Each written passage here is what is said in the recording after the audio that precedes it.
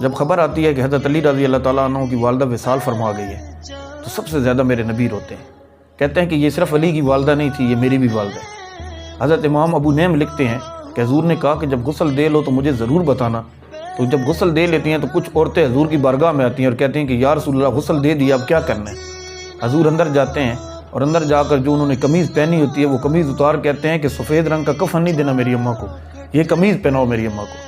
اور پھر جنازہ پڑھنے کے بعد جب آپ جنازہ پڑھ لیتے ہیں تو جنازہ پڑھنے کے بعد آپ کہتے ہیں کہ قبر صحیح بنی ہوئی ہے، تو لوگ کہتے ہیں یا رسول اللہ بالکل ٹھیک بنی ہے، آپ کہتے ہیں کہ مجھے ٹھیک نہیں لگ رہی، اور حضرت ابو ذر غفاری کہتے ہیں کہ آپ یہ کہتے کہتے قبر میں اتر جاتے ہیں اور میری آنکھوں میں آنسو آ جاتے ہیں۔ میں کہتا ہوں کہ اے علی کی ماں، اللہ نے تم سے کیا حساب لینا ہے، ساری رحمتیں تیری قبر میں اتری ہوئی ہیں۔